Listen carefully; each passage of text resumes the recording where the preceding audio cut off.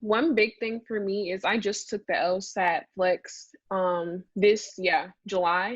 And so the biggest thing for me was like my timing, I would say. I probably should have did more prep tests. But also like a big thing for me is like the reading comprehension area because I am like more of a slower reader. So like I don't really know how I can like get to everything at like one time, like or in like 8 minutes, I guess, the whole like section. I hear you. Okay, so with regard Mhm. to the timing, I'll Mhm. share the same idea I shared before. 8:45, just an average. Mhm. So 8 minutes, again, there's variation in difficulty. So I wouldn't time individual passages. I would only time them in the context of a full section. Some passages are easier than others. We've covered that already, so let's put that aside. What else could you support with in terms of your approach to reading comprehension? Or to ask it a different way, how do you approach a reading comp passage right now? Right now I pretty much go through the passage, like reading the passage, and then I kind of like go through the questions and go through whichever one I think is kind of easier to answer first. So normally like the shorter ones, I guess, I kind of go through those first because they are a little easier to me than the more lengthier ones. But that's really it. Like, and also sometimes I feel like I have a little bit of trouble like remembering like certain stuff from the passage as well. So tell me more about how you approach a passage. When you read it, are you taking notes? What are you looking for? Mhm. Are you making any sort of annotations on the Mhm. passage or on your scratch paper? Yeah, sometimes I take notes like after each like paragraph that I read, but then sometimes I feel like it kind of takes up too much time or like I'm writing too fast, so I can't really remember. Like, I don't know, like I'll write it down too fast and I don't have enough time, I feel like, so I kind of stop. And so, yeah. Okay. Okay. So what leads you to take notes versus not take notes?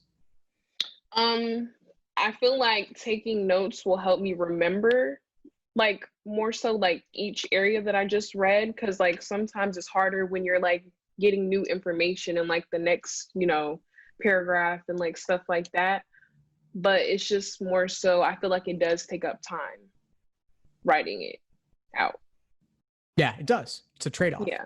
I want to ask you more specifically, though. You said there are some times where you take notes, and then there are other times where you don't take notes. So I'm wondering what Mhm.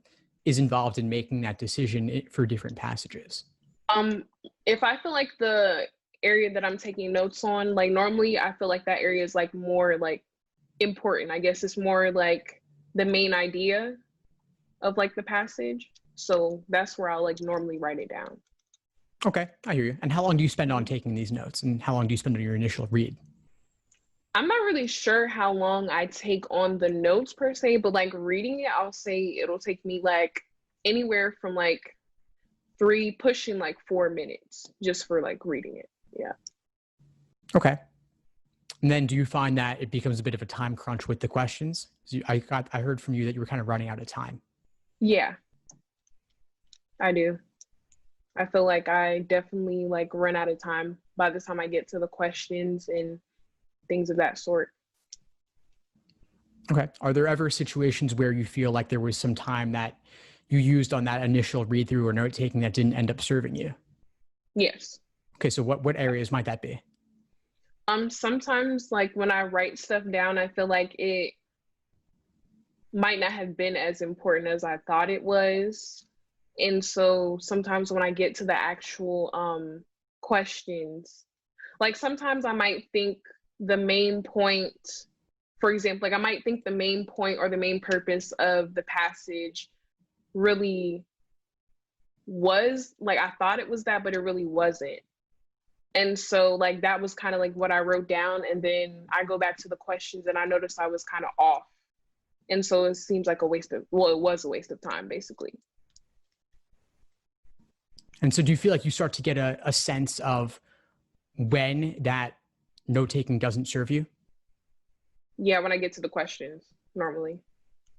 I guess what I'm asking more is do you feel like through this process, you could Mhm. learn what sort of note taking serves your understanding and what sort of note taking does not serve your understanding?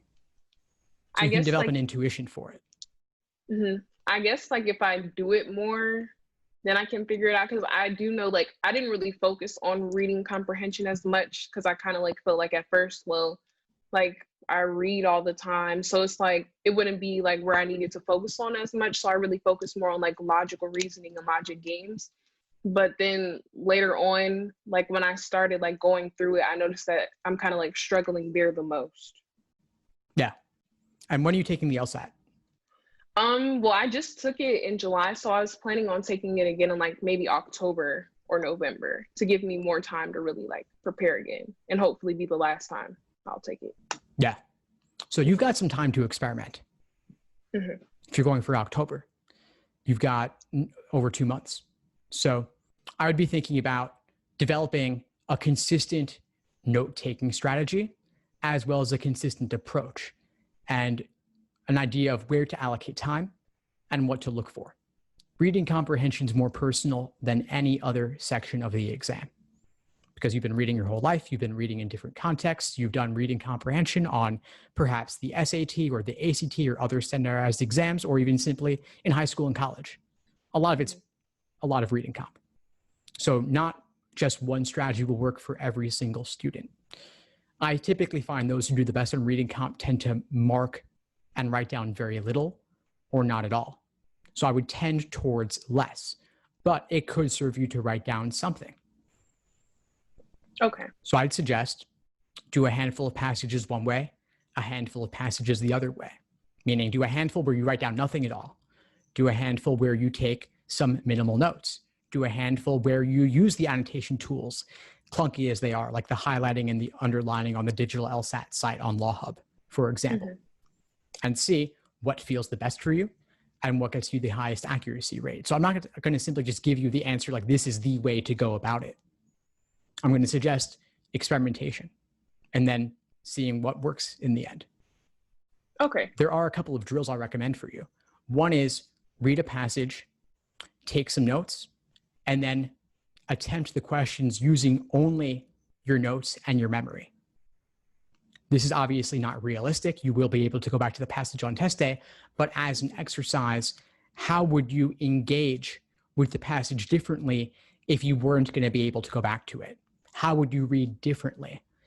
And still take only a reasonable amount of time on that initial read. Obviously, with this drill, this is untimed. You might take 20 minutes on a passage versus that theoretical average of 845 that you should never actually hold yourself to.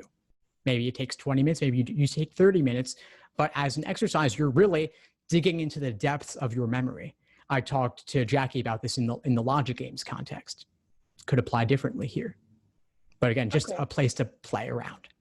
You could also take some simple summaries, use only your summaries. You could take more detailed notes and use only those notes. You could aim to simply read for the main idea and knock out those questions.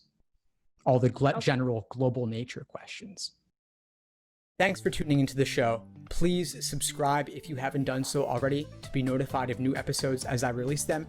And feel free to reach out if you need anything at all as you move forward with your prep. I'm happy to help however I can.